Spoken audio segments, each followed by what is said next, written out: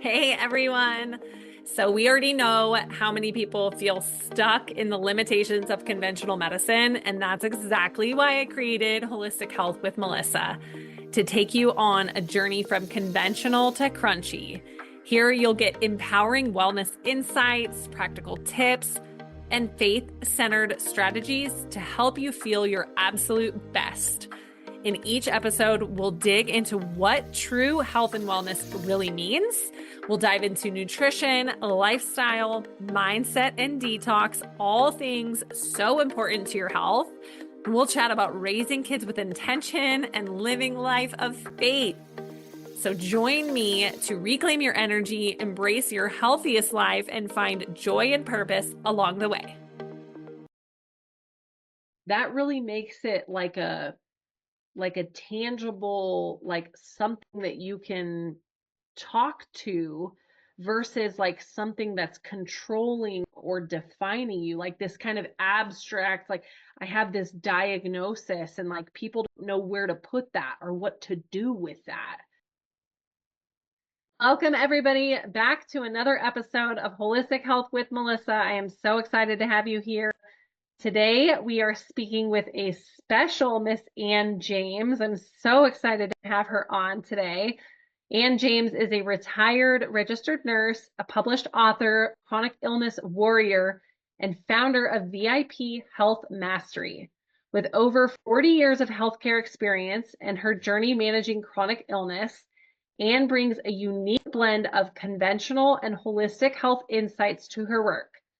As the author of Beyond Limits, Navigating Life with Chronic Disease, she shares practical, empowering strategies to help individuals live fully and vibrantly despite health challenges. Through VIP Health Mastery, Ann guides those with chronic conditions to reclaim their vitality by focusing on mindset, personalized self-care, practical strategies, and resilient support systems.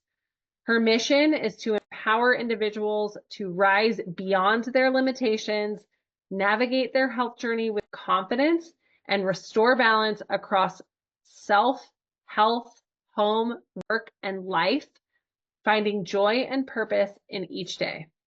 I love that so much. You are Thank just, you.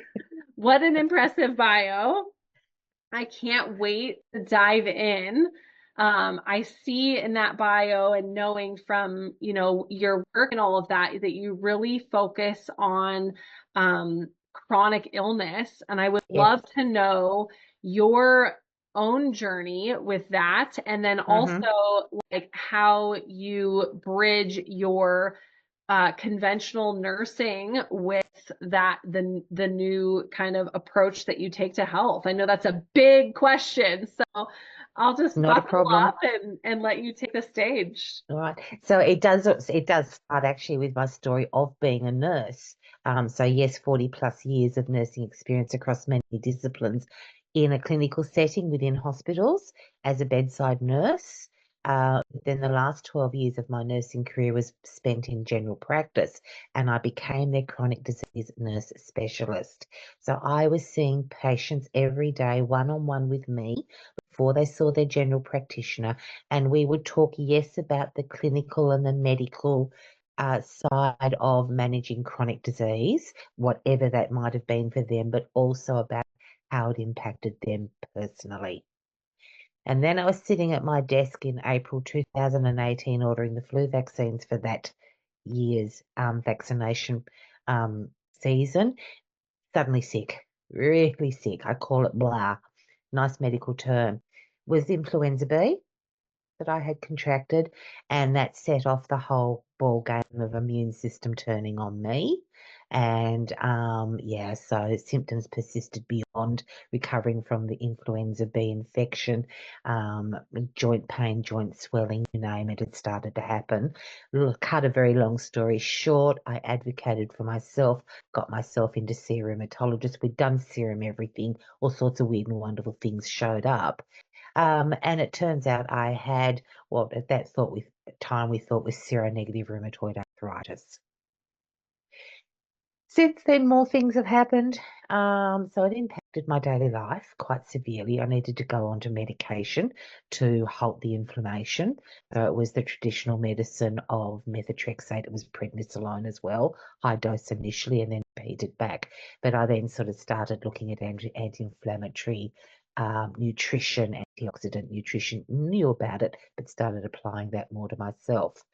However, this disease label, that I have now affectionately called Jan. And that's just to soften it and to humanize it. And we can talk about that a bit later as well. Progressed. And it ended up being what I ended up calling complex autoimmune syndrome. So I had so many overlapping symptoms. And so my rheumatologist and I work very, very well together, and she's brilliant. And so we've explored various things from a traditional medicine point of view, because I come from that scientific background, being a retired registered nurse, although I still call myself a nurse, because once a nurse, always a nurse.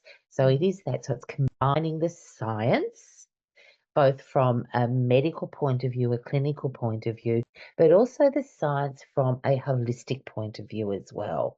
And that is focusing on those things of your physical well-being, your social well-being, your psychological well-being, so mental health well-being, emotional health well-being, and then developing a positive mindset towards managing it all. And calling my condition was one of those strategies. It did result in me making that decision to retire from nursing. So we made that decision. Husband was already retired. He had by that time pretty much become my carer. And we moved to a little Victorian cottage in central Tasmania. So a lovely, peaceful place. We're surrounded by nature, which we love. Um, Retirement was great, but I needed to do something with my brain, and I started wrote my memoir initially. As I was writing my memoir, I realized I had more to say, more to do, so I wrote Beyond Limits, Navigating Life. So it's all my knowledge that had been tucked away in the old grey matter that I put on paper, and then realized that I have even more to give. And so I started the journey through connection, collaboration, developed VIP Health Mastery with a program to help others in the way that I've helped myself. So that, in a nutshell, is my story, and I continue to write to this day. I've collaborated in a third as a co-author, a third book. It's actually my sister's book, and that's around nursing.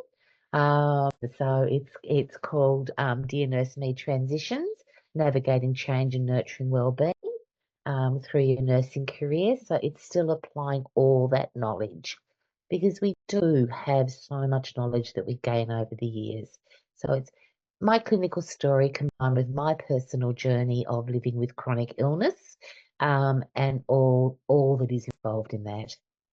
Wow, I love so much. That's so cool. What a cool transition that you've made. Did you ever think that you, like when you were back working as what was your title in the clinical setting? So I was a chronic disease nurse specialist. Chronic disease nurse specialist. Did you ever think that you were going to be an author and doing this coaching and helping other women? Not in a million years. No. The whole journey, the whole journey into writing, I enjoyed writing when I was a teenager. I loved creative writing when I was a teenager. Hated poetry. Funny thing that I now write poetry. Um, it was a conversation I had with my sister. She had written a book, and she actually works in the industry now. And she said, "Oh, you should write a book." I went, "Yeah, whatever." And I rang her back a couple of hours later and said, "Buggy you, I'm going to do it." And I started writing that night. Oh, That wow. was April 2023. So that Wow. was not that long ago. And I have written every day since then, just broadening, developing that skill, that muscle, because storytelling is so important in whatever form it is taken. And of course, that led me along the journey to realize I had more to give, more to share, more to serve, and I wanted to have an given me passion and purpose. I mean, it reignited my passion, but it has given me purpose. Mm, I just love that so much. mm. When you are working with women who are going through this, what do you feel like? I know this is probably a difficult question because there's so many important parts, but like, what is the most important piece? If somebody is listening right now and they're like, I have chronic illness, like what's the best thing that they can do right now that's going to make Do the not, biggest difference? yeah. So it depends on where they. Well, no, it doesn't depend on where they are in their chronic illness journey. It's that understanding that it is a companion. Mm, That it does not define. So your labels do not define you. They're there. You do need to acknowledge them. You do need to work with them and be aware so that you maintain the best health, physical health that you are able to maintain. And for each and every person, that is different. It also depends on what their chronic disease diagnosis is. And so it's that awareness. So it's acknowledging the roller coaster ride that the emotions that can occur with your emotions. It's learning to adopt a positive outlook. And some people are naturally very positive, but we're also human. We have moments when we are not. And that is okay. It's okay to feel not okay. But it's then about having those strategies, simple strategies in place that allows you to get up and move and do and be for yourself, first and foremostly, and then for your family, your friends, your work colleagues, if you're still working, and finding something in your life that gives you that drive, that passion, that purpose. Mm. yeah. I love that the labels do not define you. And you said Never. you named your Yes. rheumatoid arthritis Jan because Or that my made, yeah, yeah, yeah, my complex autoimmune syndrome. complex No, autoimmune syndrome. don't look it up. It's not a medical diagnosis. It's the name I gave it, but then I thought I need to humanize this. So it's Jan. The reason for Jan is I can say, putting it politely, being on the podcast, not happy Jan, if Jan decides to be recalcitrant. But at 3 or 4 o'clock in the morning when Jan is really, really playing up, I can tell her to right royally go away.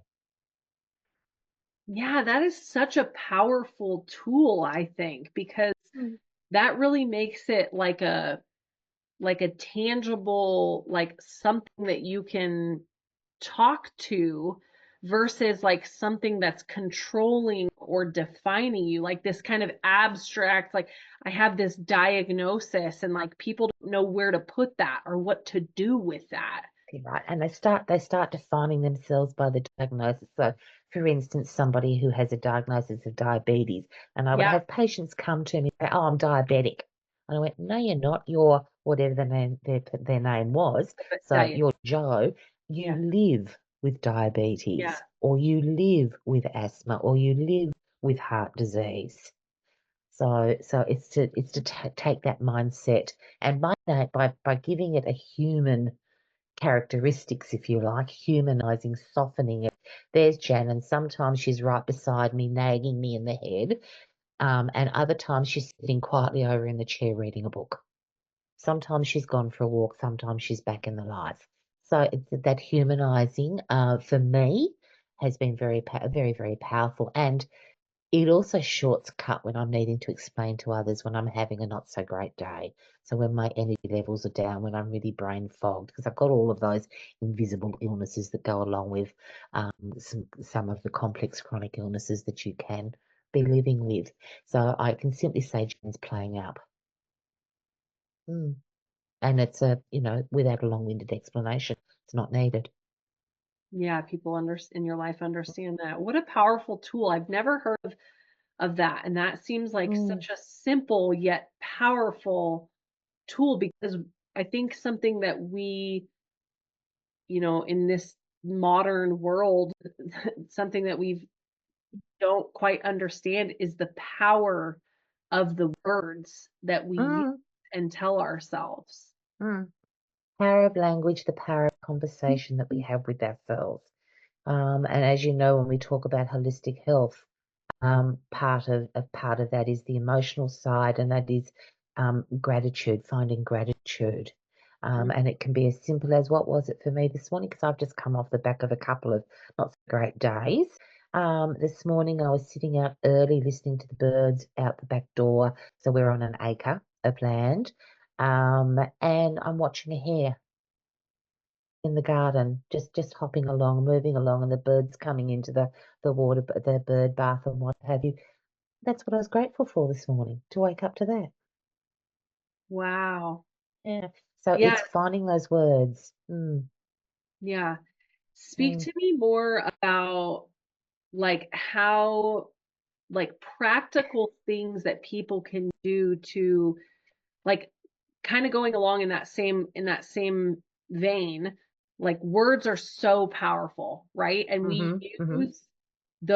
we use words to define us all the time. Like We do. I'm a diabetic, I'm an asthmatic, like I'm anxious, I'm fat, I'm this, I'm that, right? Like people use all of these words all the time to define them, and they Mm-hmm. don't understand how powerful that is, or I guess they don't know how to get out of it. How do you Yeah. get out of it? How do you reframe? Yeah. Because you can't lose sight of the fact that you do live with asthma, you do live with diabetes. You can't ignore your condition, because if you ignore your condition, your symptoms are just going to get worse and you're going to run into complications. You're going to get sick and you're going to land in hospital, and the scenario goes on, and you become quite debilitated by all of it. So it is learning. Knowledge is power, for starters. Understanding. I would have a lot of, when I was working, a lot of patients would say, I'll just do what the doctor tells me. And I said, well, they're not gods. They're human beings as well. They have the knowledge, they have the skill, yes, but they're not gods. You need to question, you need to ask, you need to understand. It's important to understand. At the same time, not become overwhelmed by it. And it's a really fine line. So it's that understanding, then understanding what works for you. Look at the evidence, look at your symptoms, monitor your symptoms. Look at your lifestyle, make small changes, small, simple. I say simple steps, easy action. So make those small steps. So a doctor's going to tell you you need to lose 40 kilograms because it's impacting on your joints. That's a huge goal and it's overwhelming. And sometimes people will crash diet, go on a fad diet, exercise inappropriately. So it's understanding what nutritional plan works best for you, and what activity plan works best for you. And how are you going to do that? By doing your research, and also by talking to the people who have done the education and the experience, and finding a person that you can work with.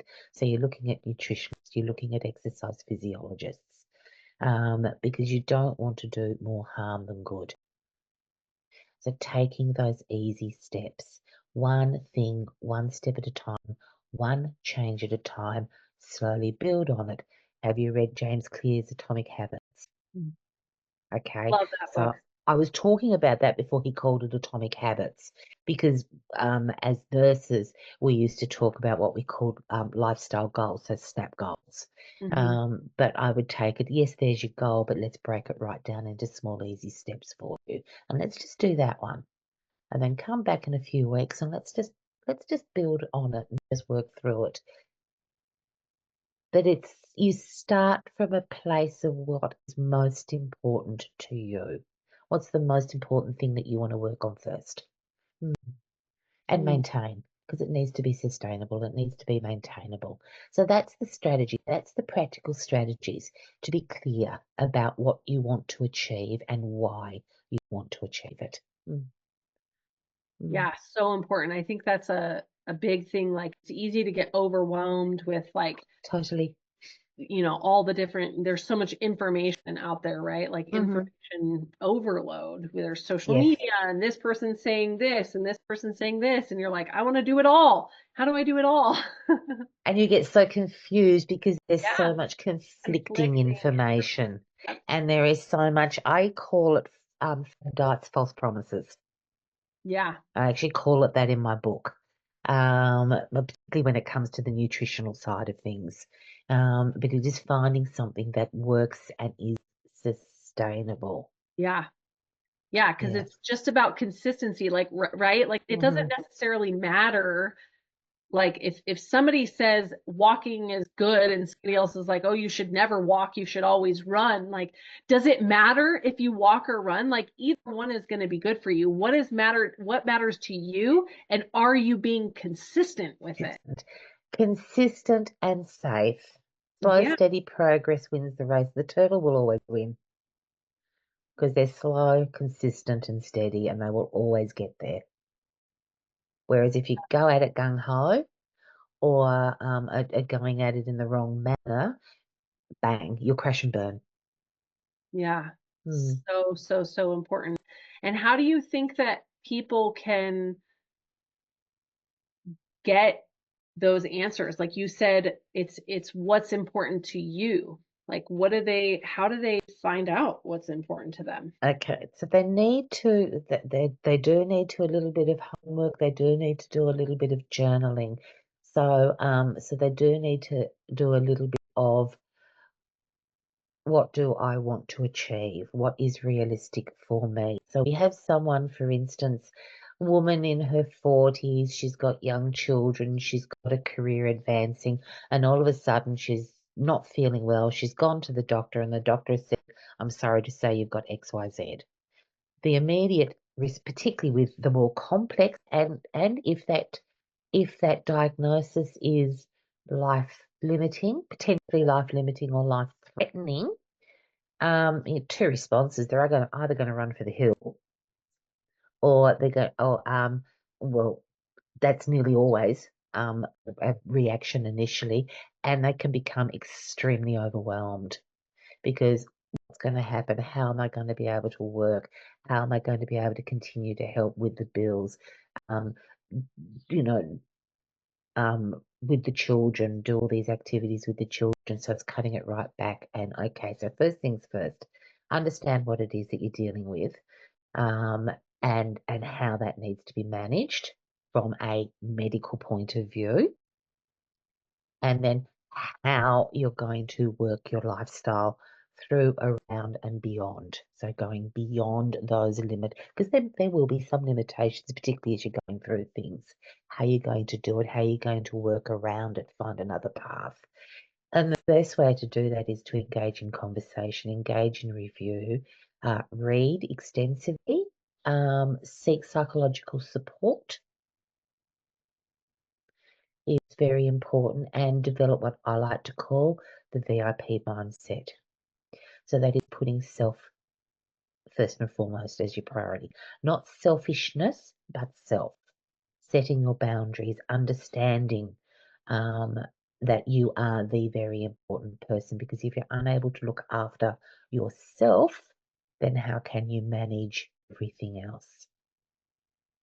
And so many people don't, particularly women, will put everybody else before themselves and put themselves last, and they do crash and burn. So that is something that I used to say to the patients, oh look, there's somebody else is worse off than me. How am I going to manage it? I may as well just give up. So it's that VIP mindset, a very important person. And that turned into a mantra. And that was that your needs matter, your voice matters, and you are the VIP. Mm. What, like, wisdom you have. A lot of years of experience. I am a very grounded person. That is part of my personality. I'm also human. Don't get me wrong. I've been through all of this. When I became the patient on the other side of the desk, I thought, yeah, I've got this. Boy, was I wrong. I've been through all of it myself. And I still go through it. It still happens. But it's coming back. If you've got your strategies in place, if you've got those tools, you're able to come back to those and you're able to do. If you need time out, if you need to have a day, have a day. If you need to have a week, have a week. Yeah.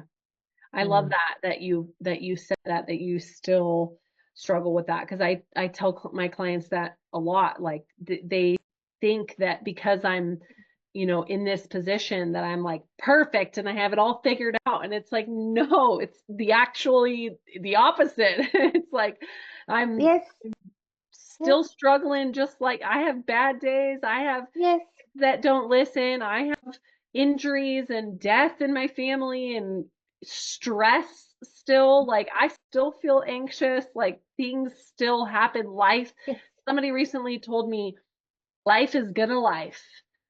And that's exactly That like life happens. life happens. Yeah, you told me that Mm. earlier. Life happens. It happens to us all. And no one is perfect. There is, if you are looking for perfection, you will be forever disappointed because there is no such thing as perfection. There is no such thing as the perfect. You might have a perfect moment, so you cherish that for what that is, but it is fleeting. So a moment is only there for that moment. You blink your eye and it's in the past. So don't go looking for perfection. Um, and some people are constantly seeking a miracle fix, a miracle cure, a miracle answer. Hope is important, absolutely, and is absolutely vital. By all means, go looking, but be very mindful of the information that is out there. Some of it is very damaging. Some of it is very empowering and brilliant, and it is blending. I'm very open-minded. I'm very much saying if it does you no harm, that can only do you good. And very much the eats meets West meets holistic meets homeopathy, that they can be combined and they can work very well together. Mm, Yeah, I love this kind of new trend that I feel like I'm seeing personally. I don't know if mm, you feel the same, but that so many people are really striving, like nurses like ourselves, and also just lay people in just the general population are really looking for more like holistic treatments and mm, natural options, and really trying to like, and I don't think we should swing one way too far or the other. But yeah, bringing that kind of blend, like I always mm, joke about, like, thank goodness, like you should take penicillin when you need it. Like not all antibiotics are bad. mm. Thank That's goodness we right. have ICUs, ORs, and ERs. But like as far as like this kind of stuff, that is not the place to get it. But Mm. we can merge both of the systems together, and people will only benefit from that. Well, when you're working, we used to do it because I worked in intensive care for 22 years. So looking after patients, fighting for their lives with us, the whole lot, and you would have all your chemicals up, all your drugs to support their kidneys and their blood pressure and you name it, breathing for them, etc., needing high-powered intravenous antibiotics, needing um, IV nutrition and things like that. But in the background, there would be the incense burning or there'd be the aromatherapy happening. The family members would come in. I'd do passive massage. So just moving their limbs and massaging their limbs, talking to them. If they were sedated and ventilated, you would talk to them. I used to do the night duty. So I would orient them to the time of day and who I was. Wake them up with a cheer. Let's pop the news on so you can catch up on the day. Do all of that in amongst everything that it gets overwhelming with the clinical. So even then we were doing it. But yes, you are quite right. There is such a shift towards lifestyle and holistic care. Such a shift. There are a lot of general practitioners. I don't know how much of it in the States is occurring, but certainly here in Australia, a lot of our general practitioners are now practicing lifestyle medicine. Mm. Mm. Yeah, we're not seeing So that quite working on the much here pillars of yet. life, yeah, working on like the pillars of lifestyle medicine. So it incorporates all of that as well, which is great. Mm, I love that. mm. Well, you just have what a blessing it was to meet you and talk to you and hear from you and your experience. I think that you have so much wisdom to impart. If people are looking to get to know you more or want Mhm. to connect with you, how would they do that? So they can connect with me via my website, which is www.viphealthmastery.com. There's a contact form there, or they can email me directly at anne@viphealthmastery.com. They can also look me up on my social media. So Facebook, LinkedIn are the two main ones that I use. I don't know about you, but I get overwhelmed with social media, so I actually back off from it a lot. So we're constantly as business people advised by our coaches to post, post, post, post, post, post, post, post, Yeah. post. It's one of the things that I limit because that's just keeping my space, my head space in a good Boundaries, space. right? It's boundaries. You It's talked personal about that. boundaries. Yeah. Yes, So I'm good. all for personal boundaries. So good. Mm. Love that. Awesome. Well, thank you so much for being here, Anne. I really, really do appreciate it. It was a pleasure speaking with you. It's lovely speaking with you too, Melissa. It really was. Thanks everyone for listening to Holistic Health with Melissa. Tune in to the next episode. Mama, it is time to stop surviving and start truly healing. Join me for the Mind, Body, Spirit Healing Summit, May 1st through 3rd. It's a powerful online experience where I'll guide you through the exact tools I use to heal from trauma, regulate my nervous system, and reconnect with God's purpose for my life. If you're a Christian mom ready to release the weight of that chronic stress and step into peace, restoration, and wholeness, this summit is for you. Sign up now at holistichealthbymelissa.com and begin your healing journey today. Hey everyone, thank you so much for tuning in to Holistic Health with Melissa. It is such an honor to have you here. If you found value in today's episode, would you share it with a friend who might need it too and leave us a review?